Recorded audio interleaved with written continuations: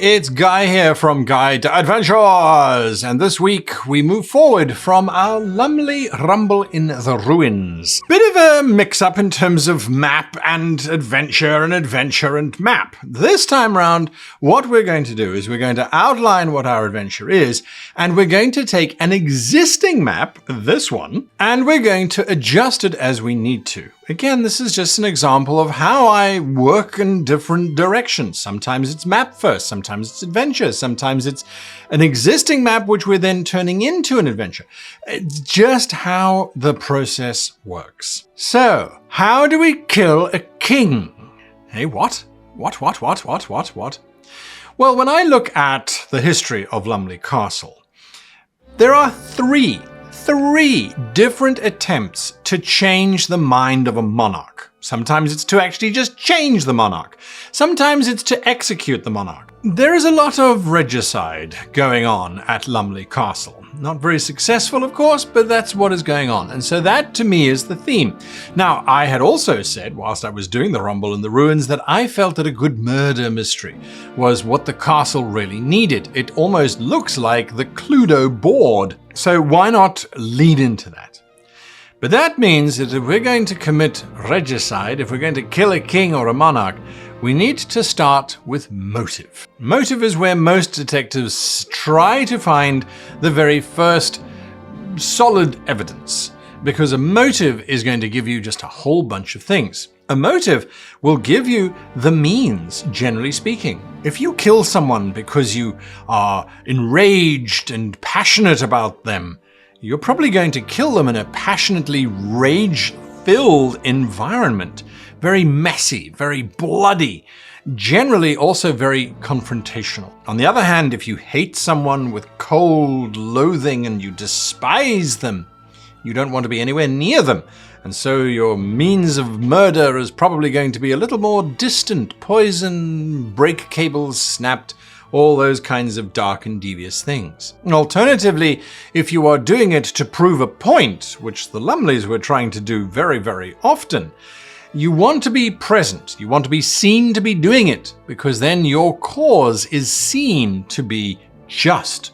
In other words, you are doing this for publicity and to make a statement. So the motive is very, very, very, very different. It gives us a good starting point. So who has motive to kill the king? Well, everybody has motive to kill the king. And so my brain started going, well, let us say, for argument's sake, that Lumley, we're going to use their names for now, we'll change them up when we create the adventure, but it's just easier for us to link things together. Let's say that Lord Lumley wants to kill the king, again, for whatever reason. That's very dull.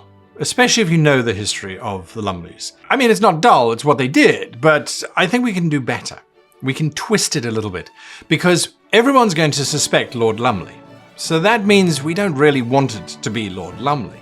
Do we want it to be the butler or a noble man-at-arms who's trying to protect his lord's honor? We certainly could do all of those things. But I think, given the fact that we have this ghost floating around, Lily of Lumley, who was wrongly murdered, she was murdered for her views on religion. I think that we could dip into that, the bride of Lumley. What if we had the wife of Lumley learn that he's plotting to kill the king? She tries to stop him from doing this. She begs, she pleads. Our family history, think of all of the children that you won't have if you're dead, because we don't really succeed at this kind of stuff. I beg of thee, stop. But if Lumley is fixed in his conviction that he will kill the king publicly and make a big display of the whole thing, then his wife can slink back into the shadows. But there she broods and brews a cunning plan. If she kills the king before her husband can, then her husband cannot possibly be executed. So how is she going to do it? What can she do as a member of society to kill a king? And how is she going to do it in such a way that her husband is not implicated in the slightest? Well, this is where her devious mind needs to begin. And her motive, therefore, is love. But not love of the king or hatred of the king, it's love of her husband. So everything that she does must ensure that it cannot come back to her husband. Otherwise, what's the point? Do you see how choosing the motive gives us such a strong through current? It literally will define everything. Let's look at her steps. What does she have to do in order to kill the king? Well, firstly, she needs to understand that you can't just outright poison a king. There's food tasters and all kinds of magics and things that would be at work. You can't just zap the king with a giant fireball or with a trap or anything like that. Once again, lots of magic and lots of protectors. A simple assassination attempt probably wouldn't work and it would link back to her. No. Whoever kills the king cannot be seen to kill the king. So how do we do it? Well, we need to get the king on his own. How do we get the king on his own? The old, we'll seduce them into the bedroom and then stab them with a hairpin. Once again, the murderess, in this case, would be in the room with the king. We don't want that. So when else is the king arguably alone? The king is sometimes alone, one would assume, when bathing, having a bath. So when the king is having a bath. Interesting idea. So how do we get the king to have a bath? Well, if the king were to come to the castle on some pretext or other, a fancy ball perhaps, have lots of witnesses to prove alibis for everybody. If someone were to pour wine accidentally all over His Majesty, the wizards are not likely to have spells protecting him from accidental viniculture seepage. So instead, he would have to change. Well, that means he has to have a bath. So if the guest quarters appointed to him has a particularly luxurious bath, well, that's good. So now we have the king isolated from the crowd. The king is on his own having a bath. Perhaps he has attendants, minister of the garderobe, or lord of the chamber pot, that kind of thing. People who will be present for the king. We need to get rid of them. So who are they? And how do we get rid of them? Well, if the bath that is drawn up for the king is insufficient, it's too cold perhaps, well, the king might order them to go and get more hot water, or to order more hot water. So that's a little bit of a way of clearing the room. How do we take it to the next step?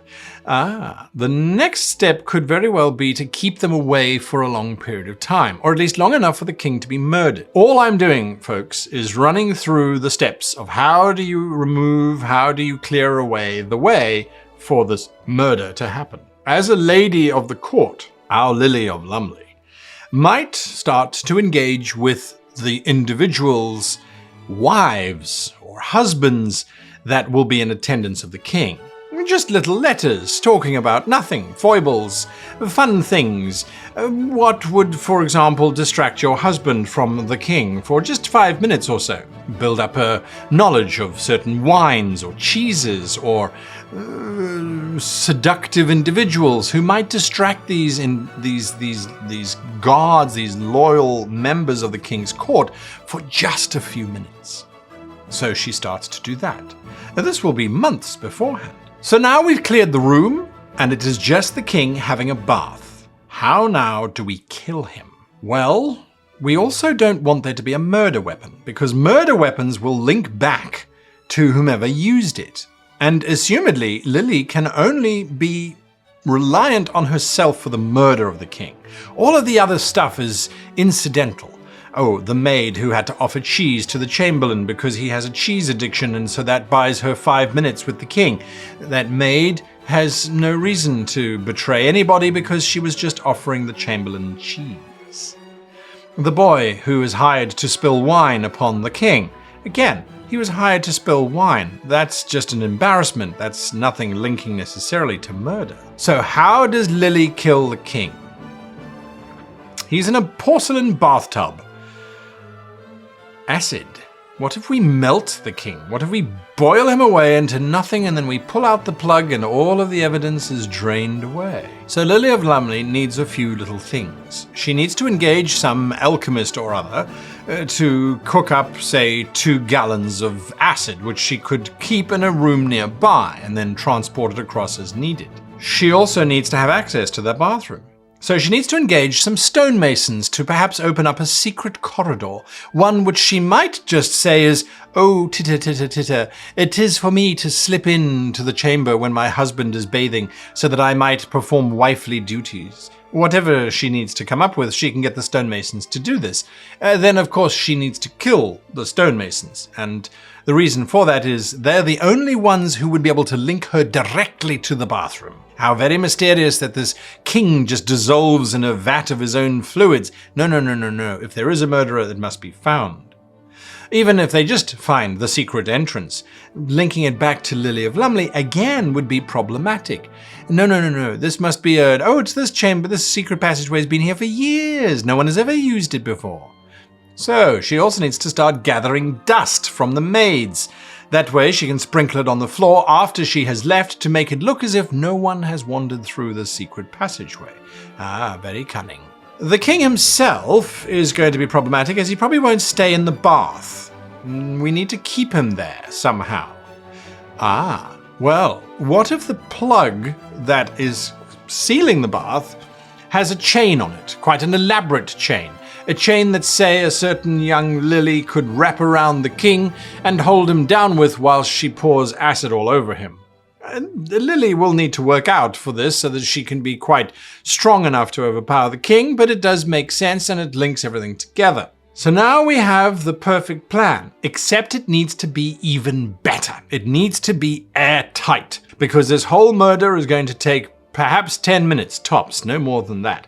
All she's going to do is she's going to sneak away, sneak through the secret passage, pour the acid on the king after trapping him in the bath, and then let everything dissolve away, pull the plug so that everything drains out, and then get back to the ball. Let's say half an hour at best. This is also important, folks. When you are designing any kind of murder, you need to figure out the timing of everything. So now we know. From months in advance, Lily has been communicating with the Chamberlain, the Lord of the Garderobe, all of those kinds of folks, with their significant others anyway, asking pertinent questions.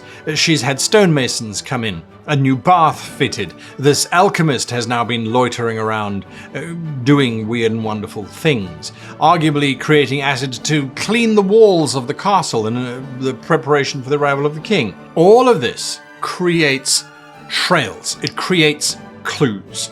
And by us having worked out every single step in this chain, well, that puts us in a very strong position. The players can now engage with any single member of the staff and learn all kinds of wonderful things. If they talk to the servants, anything strange going on? Oh, I wouldn't say strange. Although on the night, it was odd that her ladyship asked us to have cheese put on a platter right next to the hot water tanks, and then never serve it. It was hard. Come to think of it, though, it was quite useful. The Lord Chamberlain popped in looking for hot water just before the event, you know. And he actually enjoyed the cheese. So much so that he stayed and had a nice chatter whilst he was eating on the Wensleydale. That's a clue. That is a clue, because she can also give the perfect time. Oh, well, that was probably around 10th bell, I reckon. King must have been killed somewhere between 10th bell and, half 10th bell, or however you want to do it. So we need alibis. Well, the alibi for the Lord is that he's in the middle of this ball, seen by hundreds of folks. The alibi for the wife? Well, that's where it gets a bit tricky. That's where she's going to have to do something. Something that would arguably get her out of the room and not cause too much of a notice. Her son. Her son needs to be mildly poisoned. This will get her son to have to demand her attention. And so, if she goes to her son to tend to him in the middle of the ball, no one will suspect anything. Furthermore, if the son is delirious and delusional, he won't really be able to account for where she is and when she is either. That too is useful. But how do we keep track of time in this fantasy world? Is there a clock? Is there a ring bearer who wanders around ringing a bell and announcing the time? I think that could be useful. That could give us another clue. And now I am starting to try and look for holes in Lily's plan, because we want these holes to be present for our players to discover them. That's part of creating the mystery. So if there is a bell ringer who wanders about the castle announcing the time, we need that bell ringer to be delayed around the sun's room. So firstly, Lily will poison the sun in the morning or the day before, a mild sort of stomach bug type of thing which will induce a fever and make him miserable and mucky. She'll also write a note to herself saying, "Your son is feeling poorly, please would you come to his bedroom?" This she can get a page to be delivered to her at about, let's say, 5 to 10th bell. She can also then tell the bell ringer that he shouldn't be anywhere near the son's bedroom because the son is weak and ailing and the bell ringing hurts his ears. This way the son will have absolutely no idea what time his mother is or is not with him. Therefore, if anyone questions it, "Where were you?" I was with my son. And he can vouch for me, I was with him the entire time. She merely needs to spend 10 minutes with her delusional son before slipping into the secret passageway to go and acidify the king, and her son will vouch that she was there until she left, and seemingly returned to the ball, having not liquefied anyone in acid. This completes her murder. The king's investigation leads nowhere. There is no murder weapon. There is no way for the murderer to get into the chamber. Even if the secret passageway is found, it hasn't been used in years. No one's passed through here. This is just one of those incidents that will take years to resolve, giving Lumley time enough to put whatever king he wants on the throne and then to quash the entire investigation. Lily's plan is complete, as is ours.